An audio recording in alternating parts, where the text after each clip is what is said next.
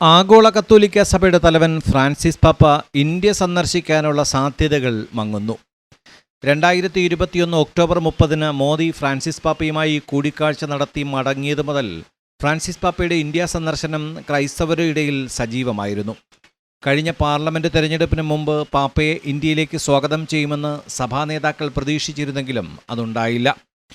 മോദി അപ്രമാദിത്വമില്ലാത്ത പ്രധാനമന്ത്രിയായി തിരഞ്ഞെടുക്കപ്പെട്ടതോടെ RSS ഭരണത്തിലും മോദിയിലും ചരടുവലി ശക്തമാക്കിയിരിക്കുന്നുവെന്നാണ് റിപ്പോർട്ടുകൾ പറയുന്നത്.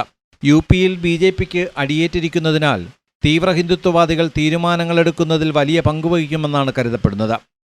RSSന്റെ ആശീർവാദത്തോടെ കർശനമായ നിലപാടുകളെടുത്തു തുടങ്ങിക്കഴിഞ്ഞാൽ ഫ്രാൻസിസ് പാപ്പ ഇന്ത്യയിലെത്തുന്നത് ഏതു വിധേനയും തടയപ്പെടും.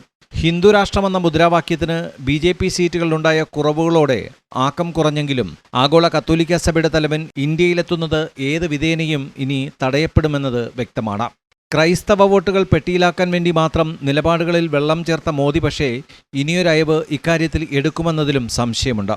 ധ്യാനവരുന്ന കന്യാകുമാരിയിലും ക്ഷേത്രം പണിത വാരണാസിയിലും ഉൾപ്പെടെ തകർന്നടിഞ്ഞ മോദി പ്രഭാവം ഇനി തിരിച്ചുവരുമെന്ന പ്രതീക്ഷ BJPക്കുമില്ല.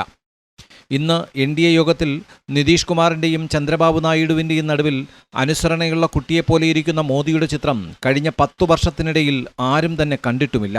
അപ്രമാദിത്വം നഷ്ടപ്പെട്ട നിലയിൽ തന്നെയാണ് വോട്ടെണ്ണൽ ദിനത്തിലും മോദിയുടെ ബോഡി ലാംഗ്വേജ്. വിഷമവും ദേഷ്യവും ഉള്ളിലൊതുക്കി ചിരിക്കുന്ന മോദിയുടെ ചിത്രം ട്രോളുകളായാണ് പുറത്തു വന്നുകൊണ്ടിരിക്കുന്നത്. National desk, Vox news.